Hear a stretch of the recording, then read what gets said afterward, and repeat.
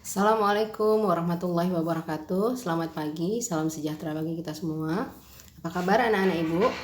Hari ini Senin 8 Februari 2021 kita berjumpa lagi di pembelajaran daring kita hari ini.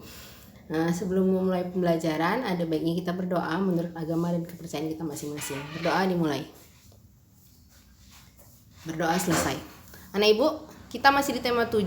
Kali ini kita masuk di subtema 2, indahnya keragaman budaya negeriku.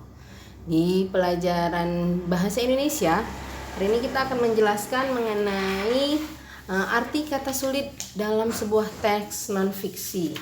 Ya, teks non-fiksi. Non-fiksi itu apa? Nah, artinya non-fiksi itu adalah cerita yang sebenarnya atau bukan dalam bentuk hayalan atau cerita pada kehidupan nyata ya nak. Jadi katanya di situ menjelaskan arti kata sulit dalam sebuah non-fiksi. Seperti yang ada di halaman 68, kita lihat situ ya. Sama-sama kita baca bukunya, halaman 68. Salah satu cara untuk mendapatkan informasi mengenai keragaman budaya yang ada di Indonesia yaitu dengan cara membaca teks yang berkaitan dengan keragaman budaya. Setelah melakukan kegiatan membaca teks, tentu kamu akan menentukan kata-kata yang belum pernah kamu ketahui sebelumnya. Kamu dapat menentukan arti kata tersebut pada Kamus Besar Bahasa Indonesia. Iya. Saya yakin, apalagi di jenjang kita yang masih di kelas 4 ini, banyak sekali kata-kata yang belum kamu pahami setiap kamu membaca sebuah cerita atau teks atau sebuah karangan.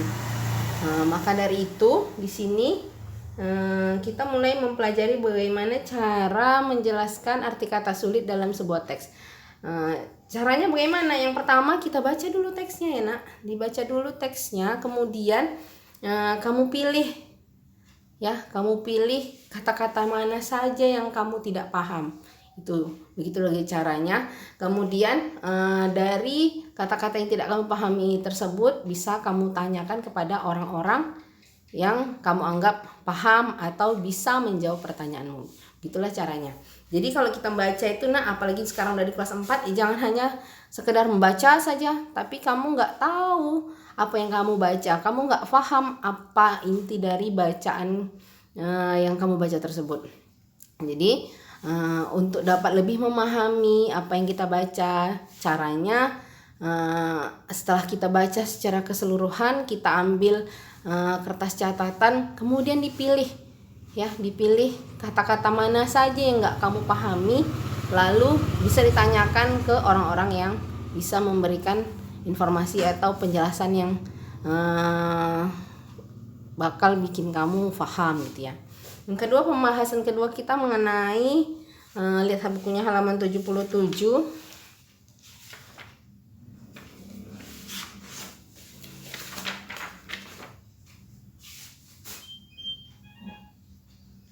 Mencari informasi penting dalam teks non-fiksi. Iya.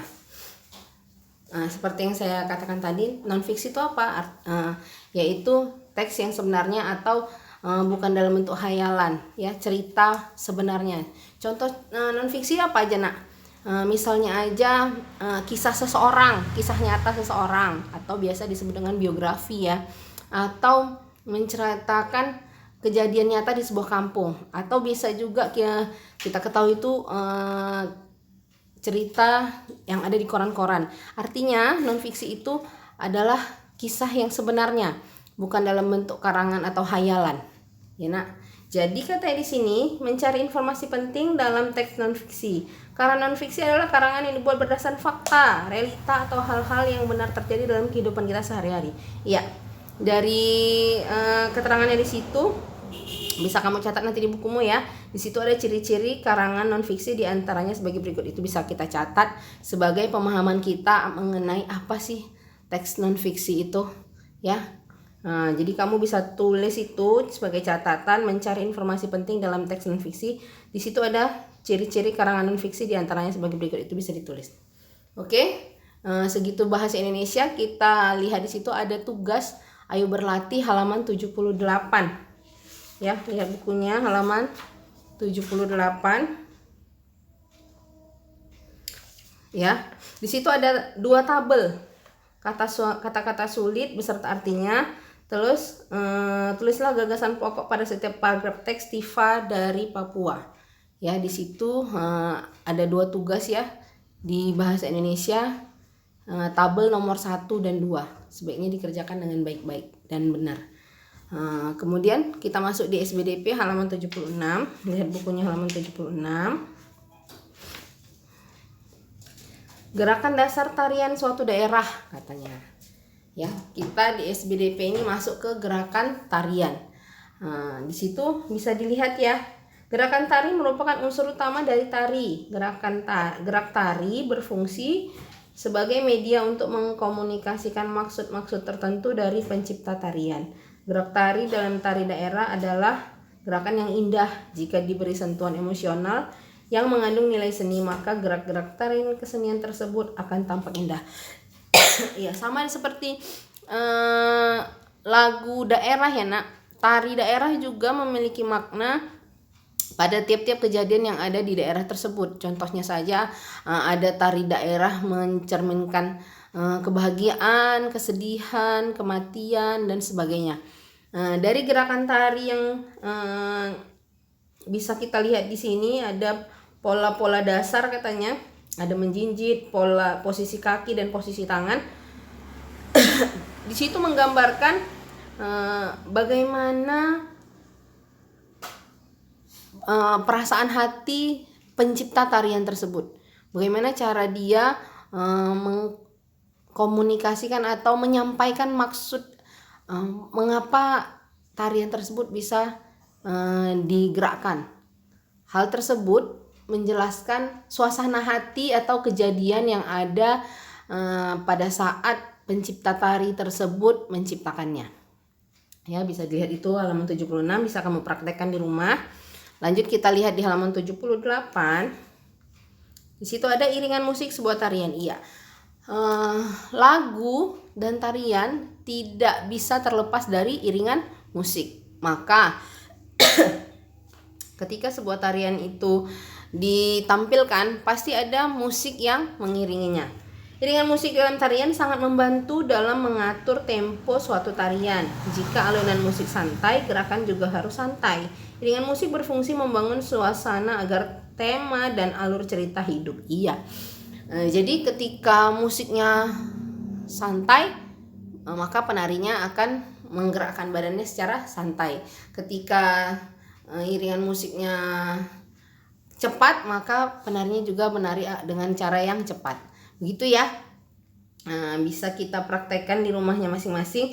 Oh ya nak, tarian juga banyak jenisnya ya nak, banyak jenis. Sekarang ini kita sedang membahas mengenai tarian daerah ya, sesuai dengan daerahnya masing-masing. Ada juga yang dinamakan dengan tari modern atau modern dance katanya. Ada juga yang disebut dengan tari kolaborasi. Itu artinya dipadukan antara gerakan modern dan gerakan tradisional. Ya, di situ sekarang ini sudah sangat banyak sekali sanggar-sanggar tari yang menampilkan tari-tari tradisional dan tari-tarian modern yang menunjukkan ciri khas dari daerah masing-masing. Oke, di situ ada tugas, ayo berlatih nomor 2 dan 3 saja. Oke, bisa dilihat di bukunya halaman 79 ya nak. Hanya dikerjakan nomor 2 dan 3 saja. Gak usah banyak-banyak. Lihat bukunya, ayo berlatih yang paling atas itu ya. Jangan lupa dikerjakan dengan penuh semangat dan penuh rasa tanggung jawab. Jangan anggap tugasmu dan catatan-catatanmu ini sebagai pemberat. Enak, tetap semangat dalam belajar. Jangan lupa tugasnya dikumpul setiap hari Sabtu. Demikian dulu dari saya pada hari Senin ini. Lebih dan kurang saya mohon maaf. Saya akhiri dengan Assalamualaikum warahmatullahi wabarakatuh.